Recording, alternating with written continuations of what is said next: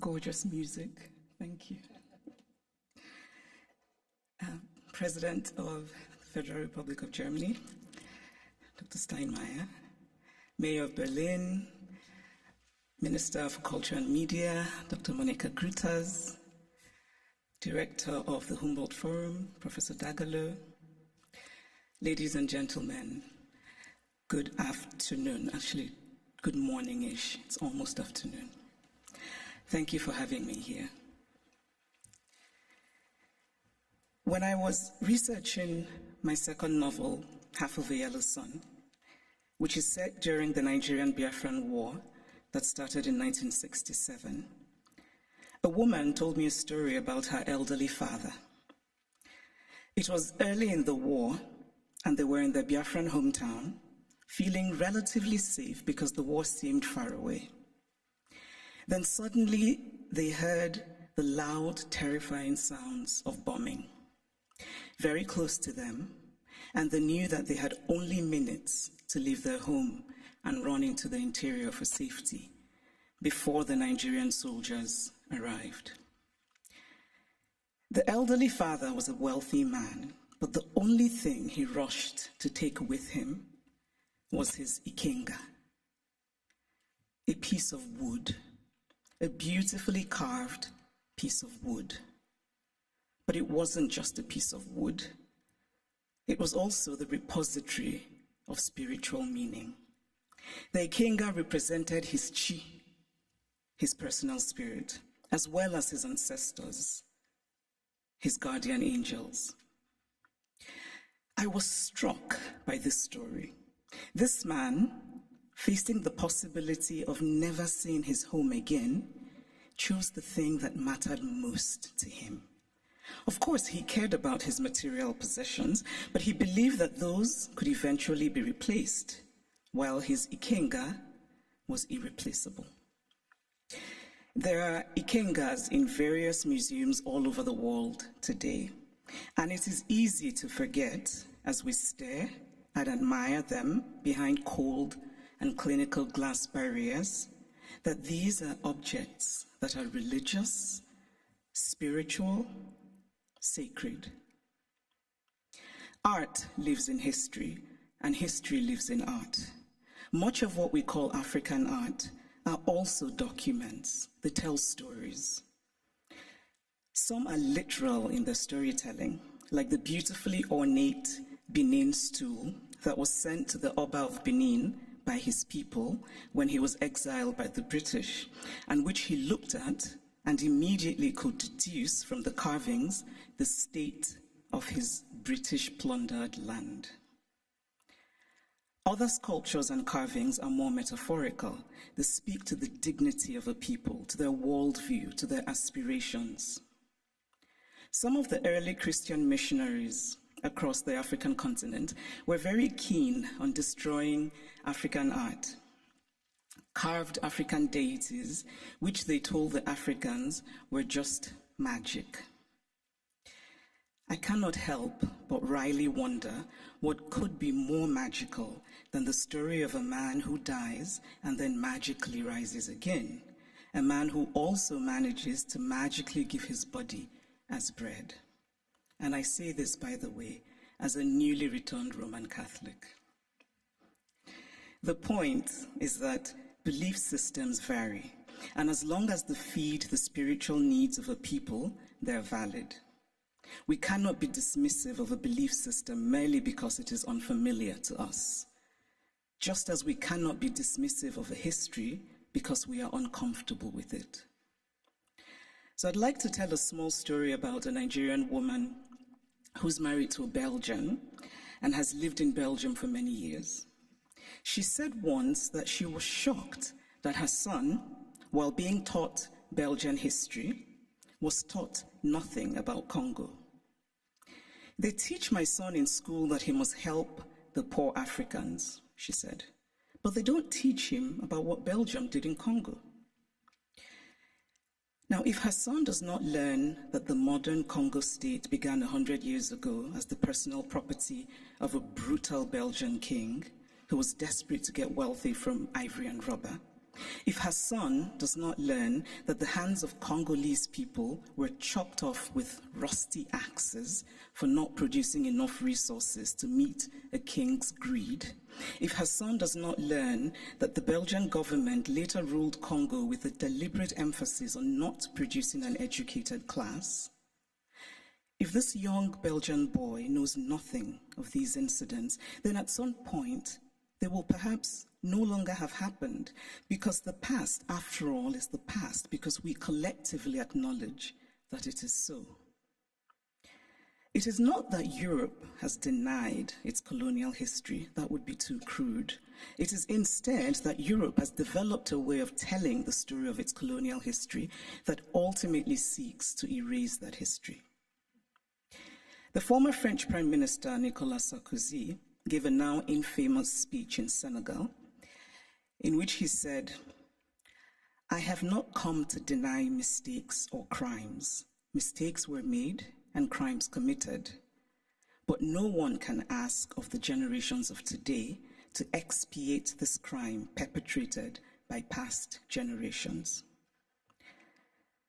This is central to the story that Europe tells itself about its colonial history. It is a story that basically says, yes, colonialism happened, but. And whatever comes after the but is the focus of the story. What the focus on the but does is that it absolves. It frees Europe of responsibility, of a significant and traceable connection to the African present, and it allows Europe the glow of charity. But the truth is that the past does not merely tell us what happened yesterday, it also illuminates what happens today. If we acknowledge that present-day Europe is shaped by the Renaissance of 600 years ago, by the Enlightenment of 300 years ago, then surely we cannot say that what happened merely 100 years ago in Africa no longer matters. It matters. We are gathered today in this reconstructed palace, a beautiful place, but also a place that represents Germany's nostalgia for imperial times. When Kaiser William II lived here, German troops were killing children, women, and men in Southwest Africa. This building says that German history matters, even in a romanticized form. The history of Africa and Asia and Latin America must matter as well. We cannot pick and choose which histories and which points of view still matter, because to do this would be an ugly exercise of brute power. And speaking of power, here's a headline I just read in a German publication. The headline says, "Where do Africa's treasures belong?" Now imagine this headline differently. Imagine if it said, "Where do Germany's treasures belong?" It would be a redundant question, because of course, Germany's treasures belong in Germany. But the question would never even be asked, because there would be no circumstance in which it would be, because of power. And so it seems to me that what we are fundamentally grappling with in this space, in all of these questions about the Humboldt Forum, is power. Unequal power, how we navigate unequal power relations. And there's always been, to me, something shabby about unequal power relations. The victory feels colorless, almost unearned. So I spoke of Belgium and its colonial history, but what of Germany and its colonial history? Do school children here learn about Namibia, what was called the German Southwest Africa? Do school children know that 100,000 Herero people were murdered by the Germans? Do they know of the wells that were poisoned? Do they know of the women used as sex slaves and others as slaves in German camps?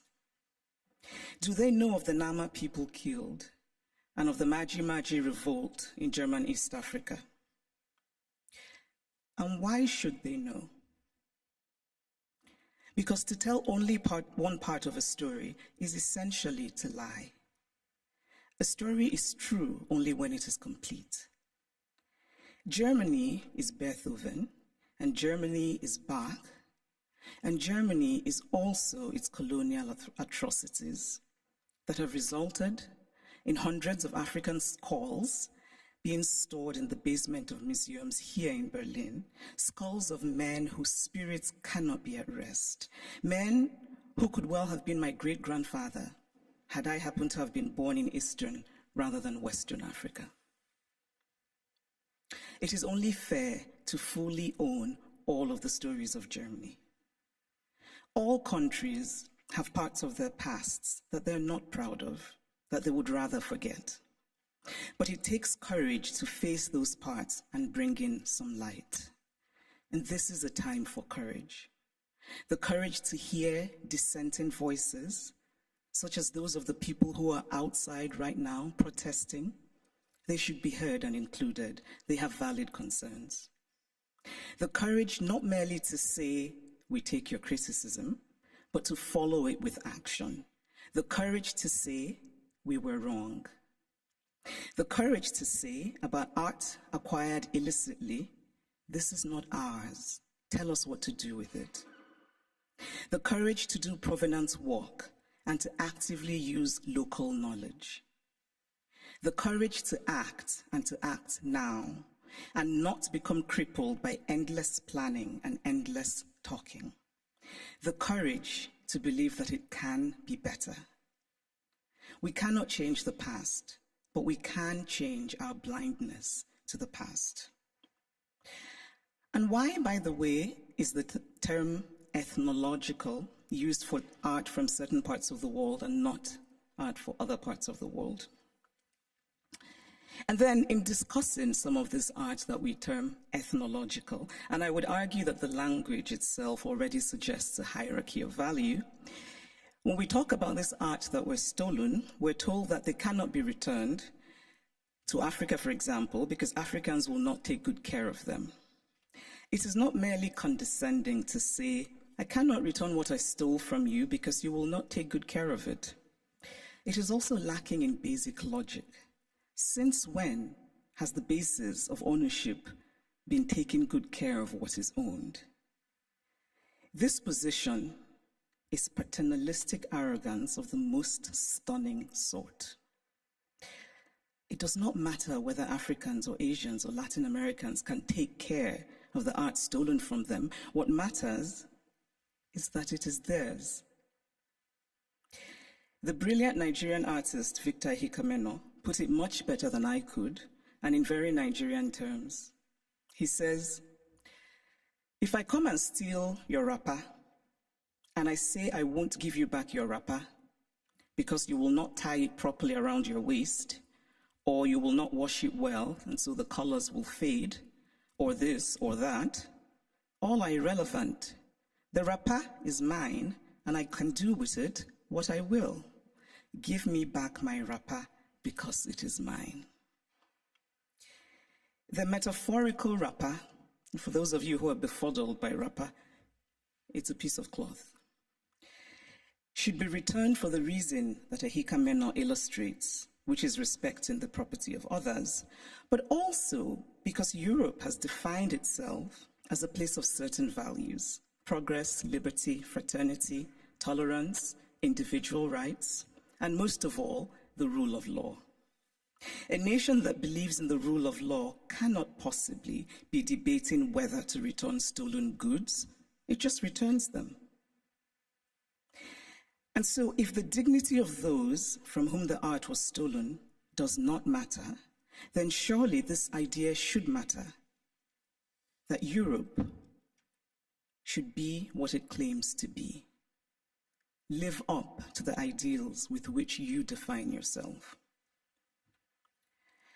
I should pause here and note that sometimes these conversations run the risk of sounding like empty moralizing, or like asking for the impossible or the unrealistic, or insisting on an unattainable purity and perfection. Obviously, I don't think everything should be sent back to the countries from which they came. Not everything was stolen. But those things that are sacred, those things for whom people were killed, those things that have in them the stains of innocent blood, should be returned. Obviously, we do not have all the information. There are facts lost in unrecorded history, but we can draw reasonable conclusions based on information that we do have. We can deduce, for example, that the Ngonso, the beautiful sculpture of the founder and guiding spirit of the Nso people of Cameroon, a former German colony, could not possibly have been obtained under benign circumstances, because why would you willingly give up your guiding spirit? It is also important to remember that not all wounds are visible. Some wounds we carry in our hearts, inherited from our parents, passed on to our children. But this discourse is, of course, not just about the Humboldt Forum. It is about museums all over Europe, in France, in the Vatican, in Britain. And I must acknowledge that Germany is the first of the powerful European nations that has made a gesture towards returning the Benin bronzes. But it is also interesting that the announcement said that a substantial amount would be returned, which made me wonder how this would be determined and by whom. And it is equally interesting that it is British colonial loot rather than German colonial loot that is being returned by Germany. But still, it is progress.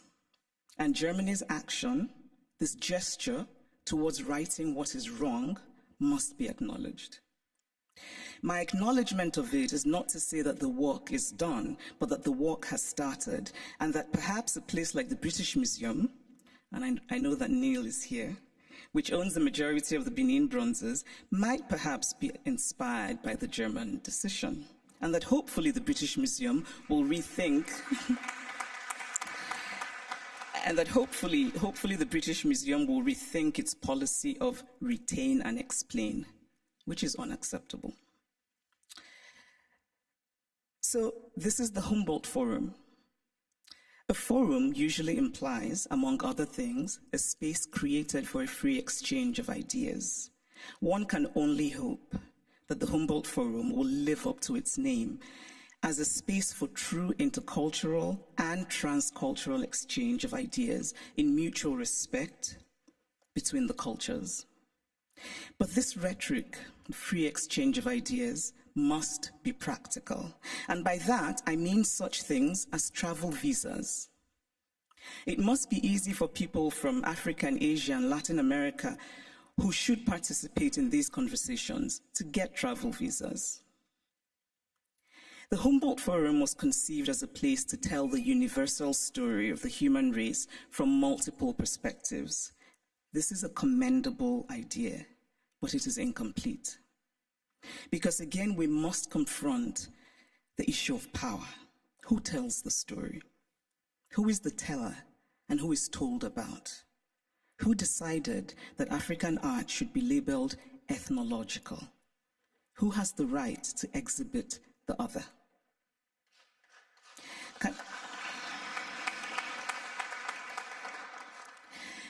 Can the Humboldt Forum be an opportunity?